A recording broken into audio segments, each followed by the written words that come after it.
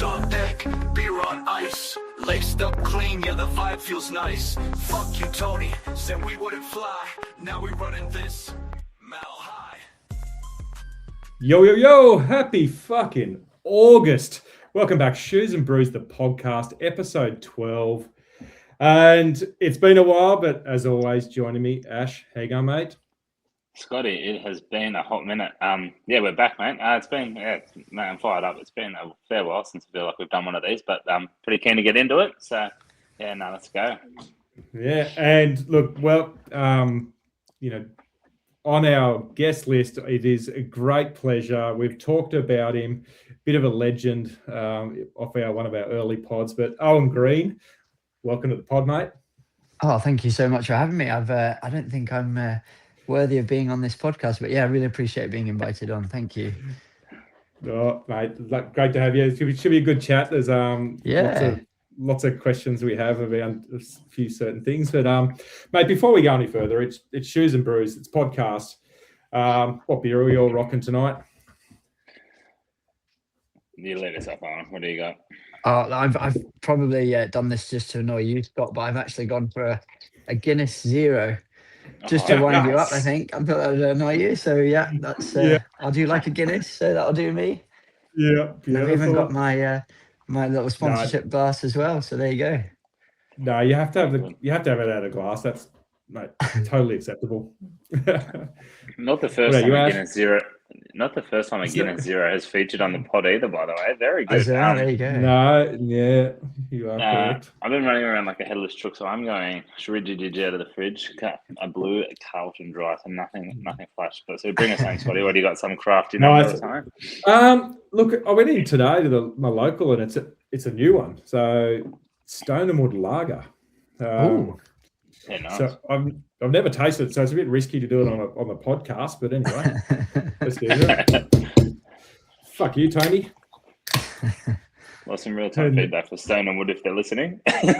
Yeah, here we go.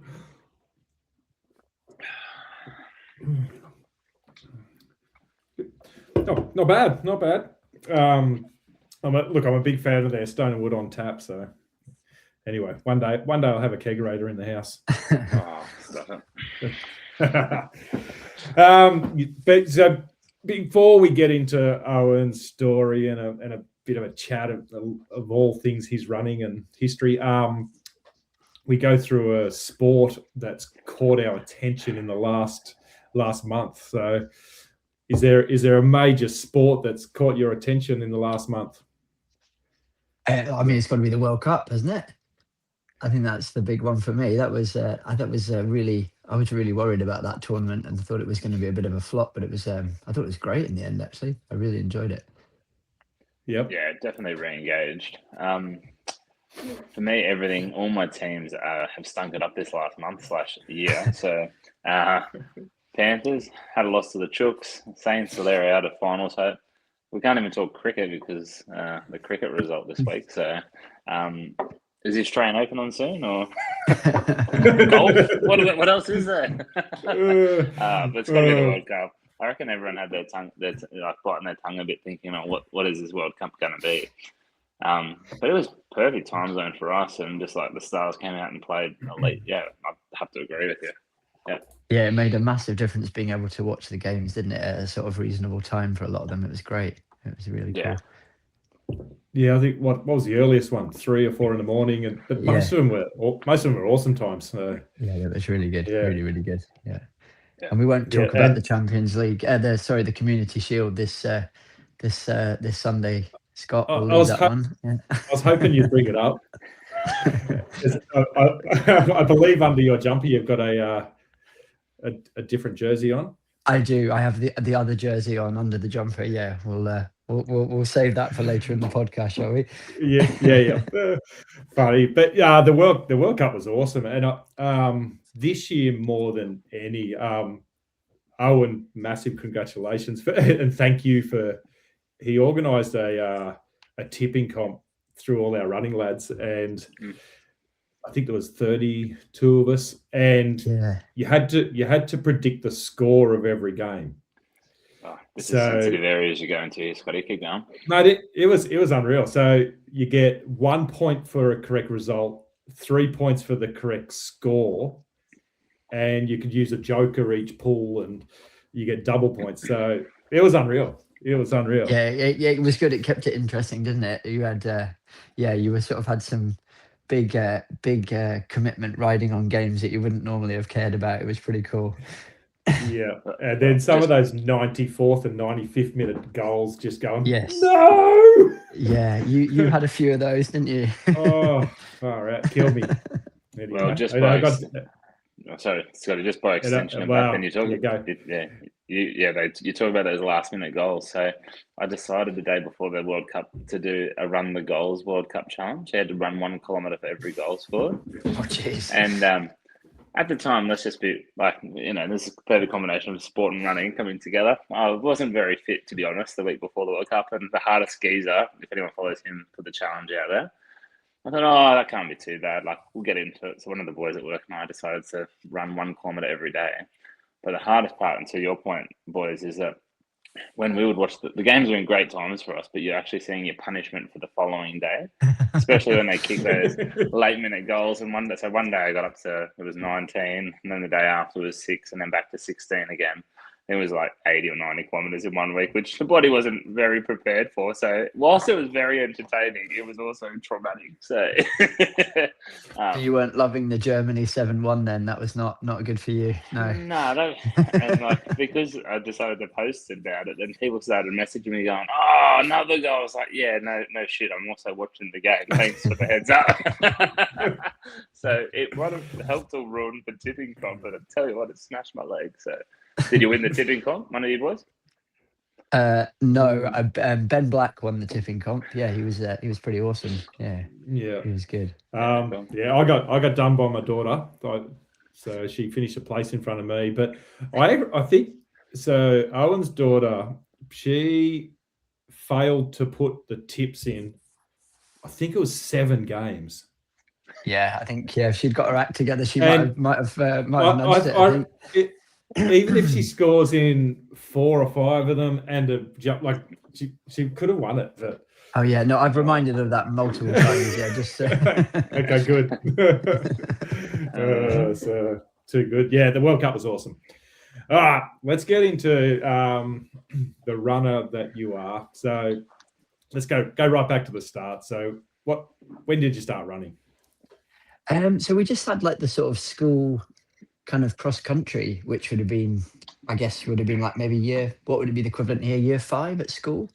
And it was not the same in the UK. They don't sort of start you running cross countries in kindy and stuff like that they do here. So it was very much just a thing you did a bit later on. And I did the sort of local one and did all right in that. And then you got to go to the next one. And then I finished second in Scotland, like in my second ever race. So I was a bit like, oh, okay, there's maybe something I'm not too bad at, having never done any running before.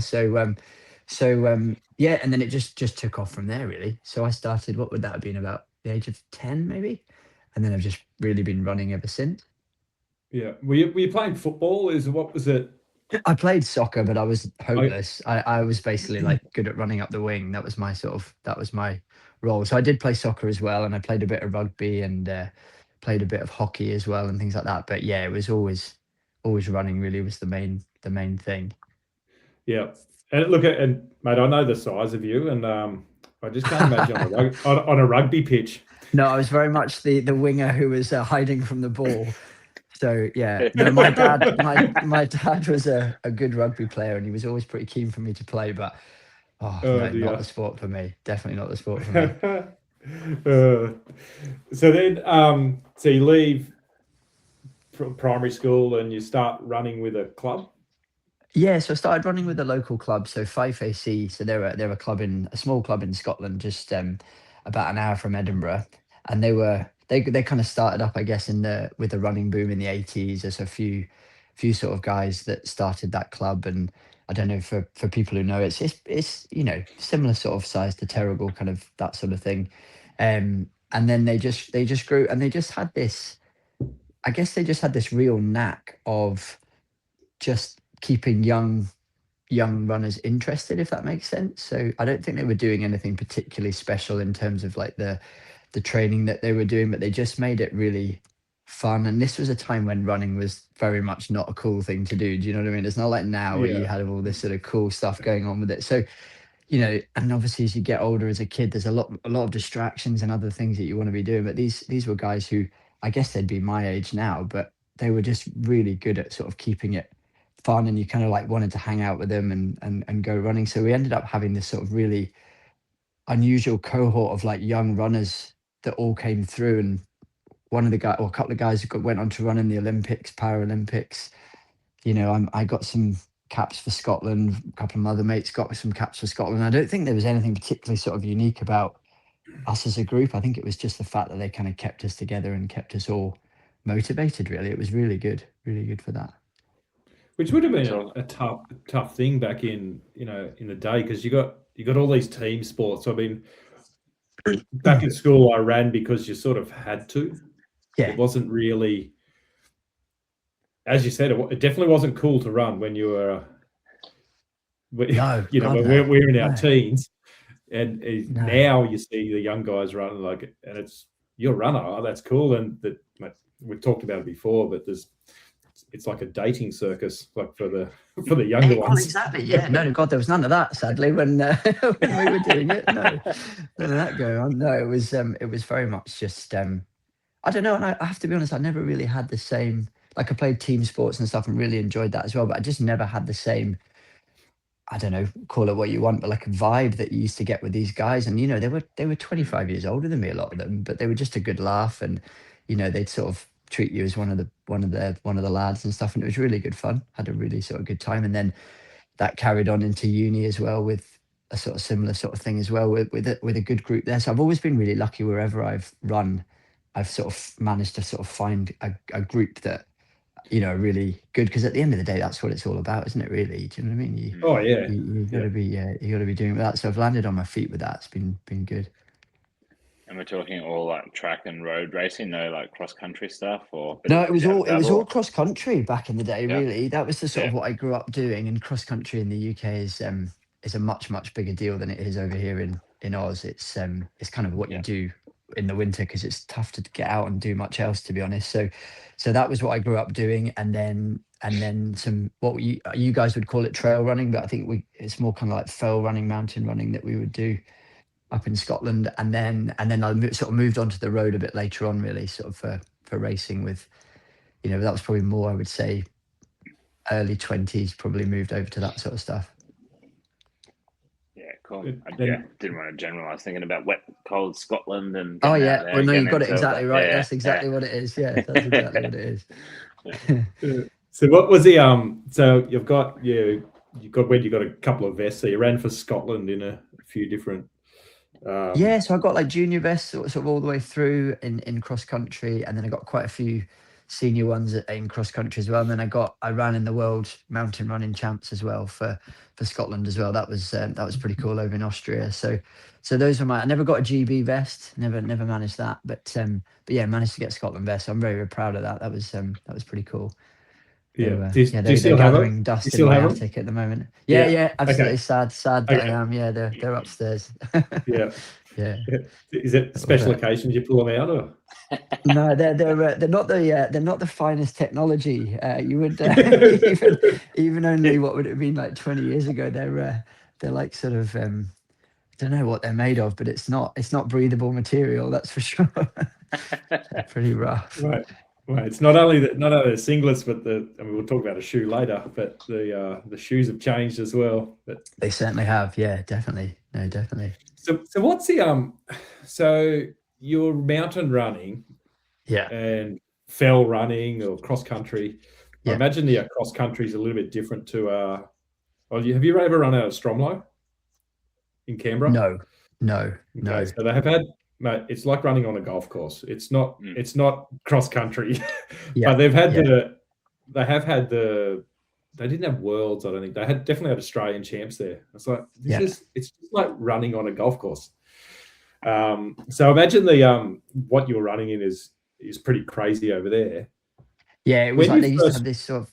They used to have these sort of ridiculous, like almost sort of pride in never cancelling them. So you'd rock up to these events in the middle of February in Scotland, and it would be chucking down snow, and they'd be like, "No, the race is still going on," and all this sort of stuff. So yeah, you just run in all sorts, and it was I don't know. It got you really strong. Like you would just be a different runner at the end of the cross country season, whether you liked it or not. Do you know what I mean? Because you just built, and there were races every week and that you would just do, and it was almost like you'd kind of race yourself fit. Does that make sense? You just sort of just bash out these races over the winter, and just by the end of it, you were really strong and fit. It was pretty good training.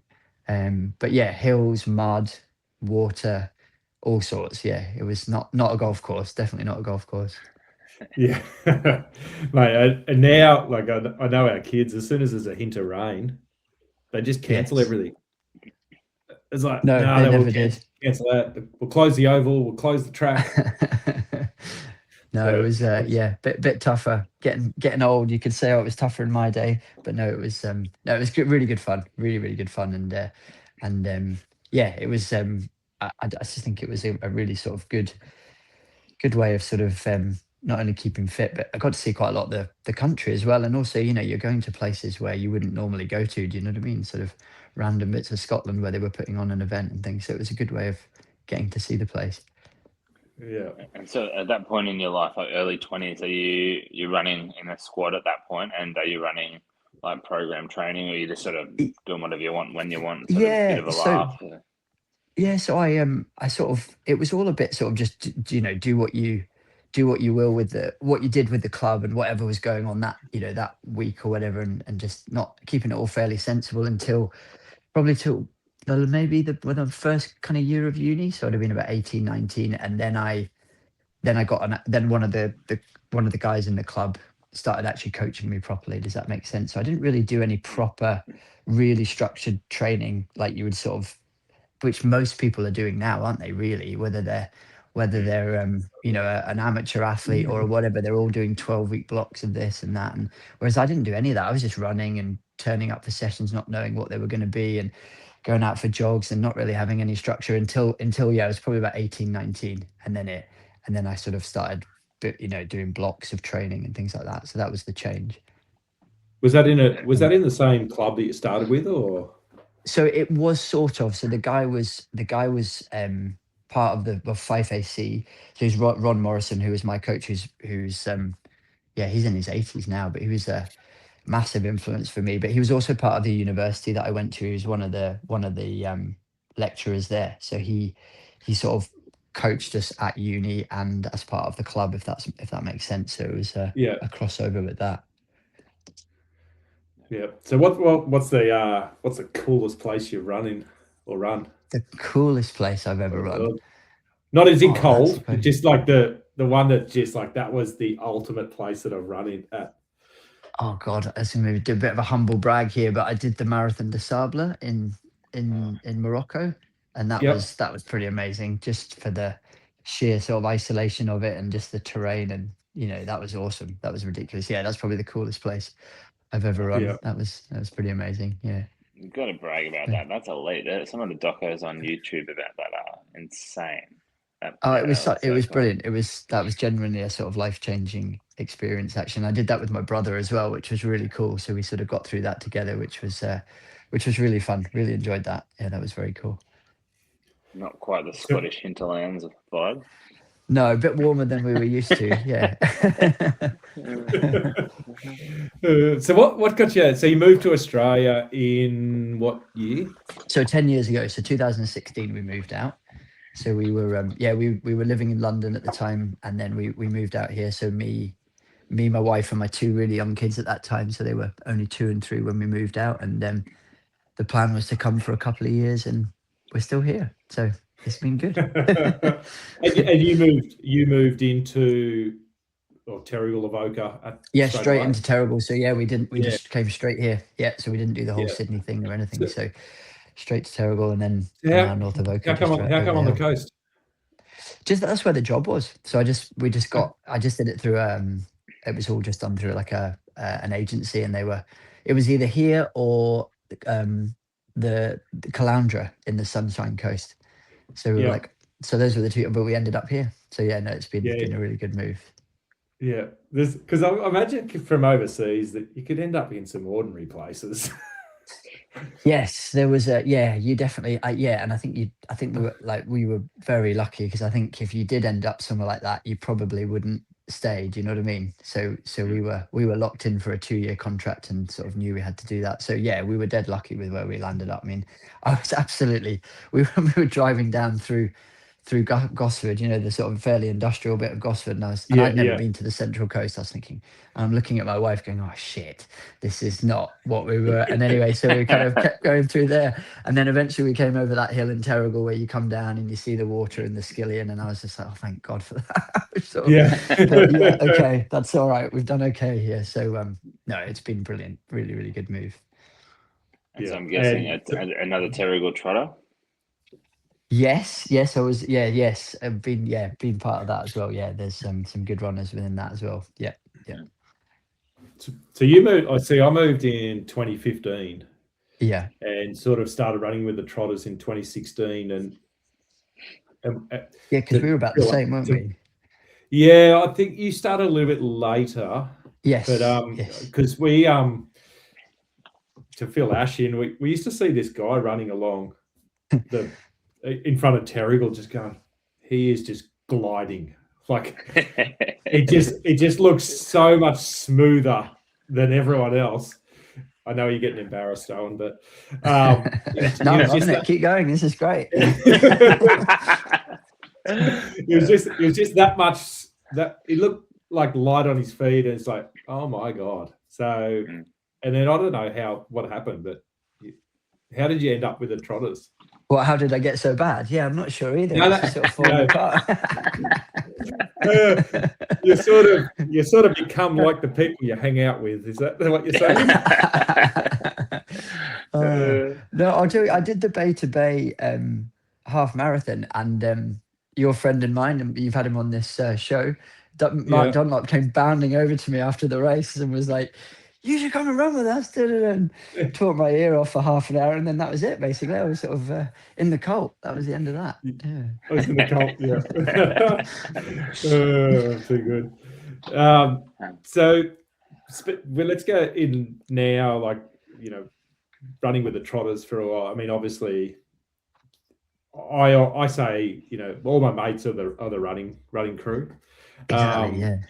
You and we've all become good mates. But mate, I want to go really talk about that day with Dunlop. Yeah, of course. Yeah. So we're running, or you're running the marathon because everything was shut down. There was no marathons on. He was in pretty good shape.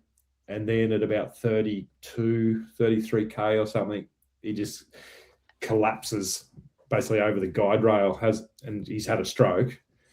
And I know I talked about it with Dunlop, is like, you could have been running with me selling shoes, not have a fucking clue what's going on, just going, oh my God, I'm just straight on the phone with an ambulance, and that's all I could do. But to be running with a GP, mate, thank his lucky stars. But mate, run me through the day.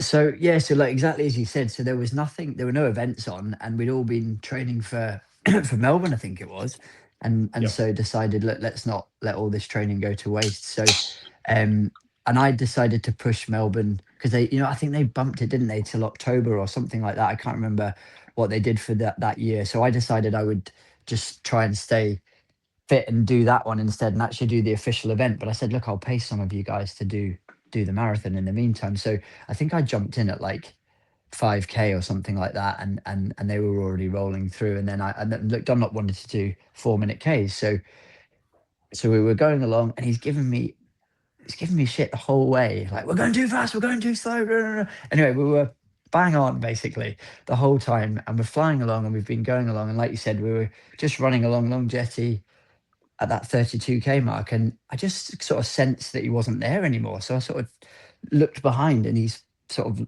lying by the side of the road, sort of like you said before. So that obviously gave us a bit of a shock, and went over to him, and he was clearly not in a good way, and had clearly had a stroke basically. And then he sort of seemed to come a bit better at that point. Does that make sense? And he sort of started to recover a little bit, and but obviously needed to go to the hospital. So we were quite lucky because we'd actually it happened not too far away from where one of the planned drink stops was going to be. So we weren't that far away from people. And then anyway, we were sort of getting the poor guy loaded up into the ambulance, and then he had another one at that point. Does that make sense? And that was the sort of the big one, really.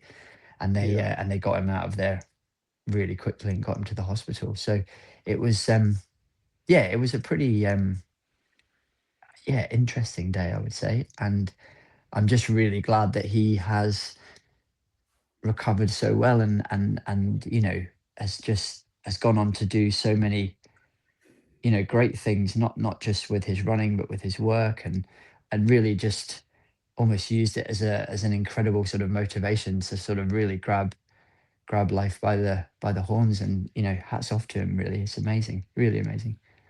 Yeah. So I mean, look, everything that's mate, I obviously I know both of them very well. I got goosebumps all the time, but yeah, certainly that life-changing moment, and he's just got anything that's on. He just like, goes for it, doesn't he? Yeah, totally. I'm in. What, you're going overseas to Bali to scuba dive? I'm in. Like, absolutely. No, and look, I didn't know him. I know him. I've known him a lot longer since the stroke, if you know what I mean, than I did before. Yeah. And he was always somebody who would like be up for doing stuff. But I think it's just gone to another level now, which is incredible. And he's just his sort of passion for things and his enthusiasm is just unbelievable. And I think it's not, I don't think it's difficult to see that he's definitely the glue that sort of binds us all together. Does that make sense? And his sort of his passion for just life in general really just kind of keeps it going. And I think it goes back to that thing I was saying before about why I got into it in the first place. It's sort of, I guess it's people like him who kind of make you want to turn up and go for a run and have a chat and push yourself and see how you get on and stuff. And I think that's just what it's all about, really, isn't it? Whether you're running for your country, whether you're just out for a run, whatever, it's all about who you run with, really, isn't it? At the end of the day. Right. And man, he's like that spiritual leader, isn't he? Definitely. He I hope he doesn't hear that, because it will make his head even bigger than it already is. But there's no doubt that is exactly what he is, and he's a remarkable person, and I'm just so glad that what happened that day didn't end up being a much worse case scenario than it already was, really, because it would have been a real loss, really, to our group, and I don't think it's too far to say, like, the community in general. What he does now with the firefighting and all the sort of stuff he just does. He just seems to be everywhere with it. He's a remarkable guy. Yeah. Well, cheers to you as well, man, because it's lucky to have you there with him. Bloody hell, that's a beautiful story. No, I'm not sure, really, to be honest. I think it was a fairly straightforward. He needs an ambulance pretty quick. So no, I'm not sure, but yeah. No, thanks for sharing that. I want to get so, mate. There's a couple of things. Like, what's your marathon? Have you got another one in you? What's the plans? I honestly don't know. I just find them really hard now. I mean, they're always hard, but they're really hard now. Like, sort of, they used to be hard and enjoyable, but now the last couple I've done have just been absolutely miserable, to be honest. And it's probably because I'm trying to run them too hard, I think. But so I don't know, probably, but we'll see. See. I haven't raced for 3 years. I'm hopeless. I haven't raced for ages now. So so it's been a while, but never say never. No. What's your marathon PB? 2:26 is my PB. 2:26.02, I think, which is annoying that I didn't get 2:25. But anyway, so What about your 10K? 10K. So that was 29:45. So that was my best. And then but then so that was all right. And then I think I don't know, I ran what did I run? 30:47, and that was when I was 40. So that was That was I was pretty fit then, actually. Say, That was yeah, that was during COVID when there was nothing else to do, so we all got pretty fit. Right. I was the fittest I've ever been. Yeah, I think there was quite a few of us who were pretty fit back then. Yeah. But so yeah, and I think given that you're a bit older and you've got a bit more going on in life and stuff like that, that was probably a pretty good achievement, actually. I was pretty happy with that. But you've got the shoes, haven't you? So I don't know, what you take off and you add on and all that sort of stuff with the shoes as well. So who knows? It's got an asterisk next to it, doesn't it? I think. Oh, yeah, I guess it does for the elite like yourself. Right? I think it probably does, right? For the punter like me, that I know it was 2021 where we had the longer lockdown, wasn't it? So yes. Mate, I ran with a young guy, Cam, and I do. We ran it was 5 months. We ran 6 days a week. Yeah. I always had Sunday off. Like I want one day. We had 2 to 3 sessions a week. Depends on we had a 4-week cycle and never missed a session. Both of us never missed a session, and it's still the fastest I've ever run. And I was in my 40s as well. So yeah, exactly. I think while the shoes help, I was just fitter. Yeah. Yeah, no. It was a very unique time, wasn't it? And it was it was pretty cool. And I think there's probably a good number of us within our little 520 group that were were running PBs and things like that back then, which is pretty cool. Yeah. Yeah. So that time you ran, so it was in your 40s, you ran a 30. I can't remember. Sorry, that's really bad, isn't it? I think it was 30 46 or 30 47 or something like that. Anyway, high 30s, yeah. Which is stupid quick. You're in your 40s, but I think you mentioned it was at the time it was a New South Wales over 40s record. Apparently, yeah, that's what somebody told me. Yeah, I'm sure it isn't anymore, but it was for a bit. Yeah, I'm sure somebody's come and blown it out of the water, but yeah, it was for a bit. I probably need to check, but yeah, that's pretty cool. I'm gonna have to check those records. And I have seen a cheeky little photo of you running nude through a what looks like a market square. So yes, mate, tell us the story about that. Oh, mate, it's like a disease I have. Well, I don't have it anymore, hopefully, but I used to have, where after a few drinks, there would always be some sort of nude run. So yeah, it was probably one of many nude runs in a European city that sort of thing. I think you could probably get away with that stuff a bit more back then, but probably not so much anymore, and definitely not when you're age 46. So I think I've retired from that now. But it didn't look like it was nighttime either. It looked like no, it definitely wasn't nighttime. No. Yeah. Too funny, too good. And so, what's your running look like at the moment then? That's look, I'm training pretty well at the moment. I'm training. I should be ready, but yeah, I'm training sort of 6 days a week, and just sort of written up a little block for myself, and I'm just trying to sort of stick to that for the moment. So I'm enjoying that. I don't know where it's going to take me, but look, I love it. I kind of feel pretty crappy all day if I don't go for a run in the morning, and I really like sort of I like doing the sessions, to be honest. I really just like sort of pushing yourself and having a crap for a sessions 2 or 3 times a week. I really enjoy that. So I'll just keep doing that as long as I can, I think, whether I race or not. I just like it. The sessions are good fun, aren't they? I love it. Yeah, I think it's great. Yeah. Really get to push yourself, and we've got a good group at the moment, and there's certainly some good competition in there as well. So it's good. It's good fun. Right, unreal. All right, let's move on to fast 5 questions there, Ash. Okay.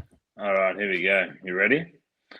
You can take us where you want to here. So this is choose your own adventure, mate. Like, give us as much or as little as you want it. All right. So who's been the most influential person in your running career today? So can I cheat and have 2? Yeah, go for it. Give Is that allowed? Yeah. So look, I think there's a guy called Dave Francis who was the guy when I was sort of coming right at the beginning. He was a sort of our coach in inverted commas, and he was just a brilliant guy. I think he ended up being like godfather to about 20 people after they had kids because he was sort of so influential on their lives. He was one of these kind of guys, and he just kept everyone interested in running, and he was just always there driving you around, giving you lifts, never took any money for it. Just a really decent guy. So he was huge influence. And then Ron Morrison, who was my coach, who was this really intelligent sort of lecturer at the university. Had been he was president of Scottish Athletics. He was a sort of quite a fierce character, but a really wonderful guy. And again, he dedicated and gave up so much of his time for me, and never asked for any money. And it was just these guys, were just really, really influential. And I definitely wouldn't have stuck with it or done what I did what I did without these two guys. There's no doubt about that. They were really sort of influential. Beautiful. I think we may know where this is going to head to, but what's your funniest running story? And if it's a nude story, feel free to make it a nude story. Oh, I've had a chat with my wife about this before I did the podcast. I've been banned from telling. Probably the worst one. I think let's keep it PG. I was running a lot. I used to live in Nottingham, which is full of canals. Did you not hear the start of the mate? It's yo, happy fucking. There's no PG. I might get struck off from being a GP, I think, so I don't need to be a bit careful. I was just running along and along this canal in Nottingham, and I wasn't concentrating. Let's just put it that way. And I absolutely binned it off this off the edge and went straight into the canal, basically, and landed sort of into the canal. And you know what canals are like? They're only about sort of 4 feet of water, so you sort of come up out the water like some idiot. So anyway, yeah, that's probably the most embarrassing thing. And I had all these people watching me on the canal pass just thinking, what the hell is this guy doing? But yeah, totally my fault. Wasn't concentrating at all. Tell me it was in the middle of winter. Clothed or unclothed and winter or something? No, I was clothed and sober and just out for a normal run for that one. Yeah. Oh, how good. So what sport teams do you follow? So my big team is Man City. That's who I follow. Yep. So I went to I did part of my uni in Manchester. So I moved there when I was in my early 20s and started following them. So yeah, they're my team. So they were not the sort of powerhouse that they were when we used to go and follow them. They were in the first division and pretty kind of average. But no, they've obviously gone on to do different things with all the money that they've got now. So, but yeah, they're my team. And disappointed with the Rodri trade, I'm guessing? Yes, that's a bit sad. I think inevitable, unfortunately. I think when Barcelona versus Manchester, there's only ever going to be one winner there, isn't there, really? Correct. Slightly different lifestyle. But yeah, no, he's a hell of a player, isn't he? Wow, what a player he is. Yeah, so we'll miss him. But no, we'll see what happens. I think your team will win this year, Scott, but we'll see what happens. Yeah. Looking solid again. We always look solid at Christmas. Look at that smile on your face. Mate, I've only had it once in my life. There you go. So what food do you think about most while running? If you're out on a trot and you're getting peckish, what are you thinking about? I don't ever really think about food, but I do run with a guy who talks constantly about bloody banana bread the whole time. 5K into like a sort of marathon effort run, he'll start banging on about banana bread. So that's he knows who he is. So so that's we've already talked about him at length. So so I guess by default banana bread is the answer there. Yeah, cool. Does he rate the banana breads like different places? Like, I have no idea. I just zone out, to be honest, when I start hearing it. This one you can take wherever you want. We've had various variations of this. So What's your favorite drink and why is it beer? But you can tell us where your favorite place to have a beer is. Like, where would you, if you could have any ideal beer, any ideal place, where would it be? Oh, So take us where you want. so like hands down, my favourite beer is a Scottish beer called Belhaven Best, which is sort of, what's it a cross between? It's a cross between like an ale and Guinness. So it's a bit lighter than Guinness, but it's really nice and it's really good in a pub when it's freezing cold outside. You go into a warm pub, and they do it in a bottle over here, and it is horrible. It is so horrible. So do not judge it by the bottles that you can buy here. But if you ever go to a pub in Scotland, that's the pint I would recommend you have. It's great. Imagine you're going into the bottle shop here and you're going, "There's my beer," and you're so excited, so excited. It's awful. I don't know what they did to it. It was really bad. Oh dear. So good. All right, Scotty, what do you got for us to bring us home? All right, so we've sort of skipped the shoe a couple of times because I don't know, we had just got lost and anyway. But the shoe that we we're doing this month. Oh, here we go. So sorry guys, I'm gonna have to give us. We're just gonna pause it. Oh, I can't. I'll cut this up later. No, bugger. My dog's trying to get in the door. Oh, there we are. I figured it out. So the shoe this month we're doing is the Adidas Evo SL. Look, we're trying to do these monthly, but it feels like I gave OJ a pair of these like 3 months ago. So essentially, I've only got the trail version here, so I'll put the road version up on the screen there. We'll remove that. But the trail version's just got a little bit of a lug sole, but essentially we are talking about it's a high stack shoe, very soft, 7 mil heel to toe. It's got the Light Strike Pro. They started to their carbon racing shoe was just a nuts shoe that took the world by storm, and they sort of put the same foam into their trainer, and it's quickly becoming one of the biggest running shoes, general running shoes in the world. So that's the trail one. OJ, mate, tell us all about your time with the shoe. Well, first of all, thanks for a free pair of trainers. That doesn't happen very often. Thank you very much. That's great. I felt like a pro athlete. That was awesome. No, look, I think it looks awesome. I really struggled with it, if I'm honest. I really struggled with it. I found it way too soft, and I sort of felt like the sort of the upper and the base were sort of not connected, if that makes sense. And I felt like my foot was kind of slipping about a bit when I was running with it. And so I can see that there's a really good shoe in there. Does that make sense? I can sort of it just didn't quite sort of add up for me in terms of the way it was, and it might just be my feet, but I just felt like it was just a little bit sort of soft and a bit loose up the top, if that makes sense.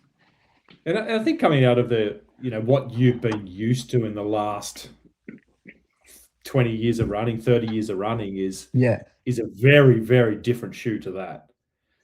Yes, I would say so. I mean, it's very comfy. Like I've I just worn them. I just wear them sort of walking around and stuff, and it's really comfy and really soft. And I've never worn the sort of the elite race shoe version of it, but I can completely imagine how if you firmed it up a bit and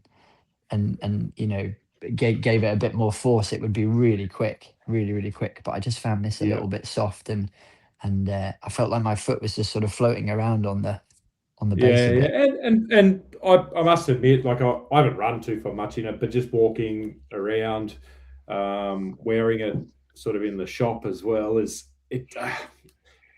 not a stable shoe. It's not something that I could wear to the shop because I just feel like I'm everywhere as well. So probably doesn't suit me either. So it's interesting, when you go online and people are reading, I need to get a running shoe. Evo SL is awesome, and you're just buying off what other people have said. It just doesn't suit everyone. which is no, and look, and it's so, and it like you got Scott, you'll know way more than me. It's you're the knowledge with all this, but like back in the day, like shoes were shoes, right? You didn't really, there wasn't that much difference. You would just pick your brand and you go. Whereas now you can go and spend $350 on a pair of shoes, and they're very different to another $350 pair of shoes. Do you know what I mean? It really might suit you or it might not suit you. Do you know what I mean? It's there really is a lot of difference between them now, I think. Whereas back in the day, it was just a pair of Asics, really, wasn't it? Or a pair of Mizuno that they're all much of a muchness, really. Though it does make a huge difference now. All the densities were very similar. Exactly. So exactly. Yeah, but now in the one brand, like you can get. I mean, Brooks is probably the they still have the traditional lower stack, firmer shoe in some of their models, and then they've introduced high stack, real cushioned ones. So even in the one brand, you can have so many different options. So yeah, Ash, you've run in the Evo, haven't you? Yeah, I bought a pair because it seemed like everyone on the internet was buying a pair of them, and I was like, oh, I got to see what they're like. And it's one of those shoes that I really wanted to like, but basically, I'm glad that you two both sort of said it as well. As soon as I wore it, don't get me wrong, it's a super comfy shoe. Like if I just put a pair of shoes on to run 5Ks or 7Ks, like it does the job. But my foot, especially in the toe box, it moves around too much for me, and it's like it looks cool, like it's super clean and traditional and nice, and like they've sold squeens of them, so like who might I say otherwise? But yeah, I must admit the first few times I was like, I sort of don't get all the hype necessarily.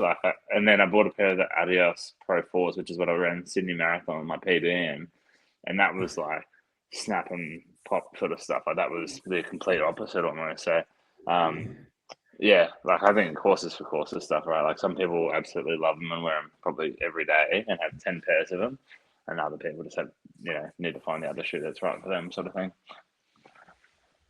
I think in the race shoe where you put a carbon plate in it and you're getting that snap, I think that's it's a very different shoe to that everyday trainer. But I think the young guys like it that are running fast and doing some shorter sessions maybe. But yeah, they definitely look very cool. So I'm very happy to wear them around Erina Fair looking cool. So that's good. Oh, it's too good. Well, not sure. Like, mate, is there anything else we sort of missed with your running journey that you want to add in? No, I don't think so. I think it's just really. What I'd love to just say at the end is that, like, been so lucky to move to Australia, which is just sensational place. We've landed in a really beautiful part of the world, which is but then also to just find a group of guys who have just been so welcoming and such fun to be with. And look, I don't think it's an exaggeration to say it's a massive part of the reason that I settled in here, as well as I did. Do you know what I mean? And I think you've obviously been to some of the social stuff that we do, Scott, and the parties and things like that, and that they're a really good bunch of boys, and I guess I just wanted to sort of say thank you for all the good times, and hope we have loads more. And I guess this podcast is sort of like an extension of all that sort of stuff. So it's they're an interesting bunch of guys, and they're a good bunch of guys. They're kind of like a little family. It's great, really, really good. Beautiful, awesome, unreal. Thanks, well. Guys. It's coming to the end. So, look, thanks again, Owen, for giving us your time. I know it's we've struggled to get here over the last few weeks, which is it's funny. As I said, we all pulled out of a night. So, just so much going on. Anyway, thanks again, and let's not make it so long again, Ash. We'll be back again next month. Lock it in. All right. Cue the music. Shoes on deck, beer on ice, laced up clean, yeah, the vibe feels nice. Fuck you, Tony, said we wouldn't fly. Now we running this mile high. The best part is Owen knows Tony as well. Oh, does he? Yeah. I haven't seen Tony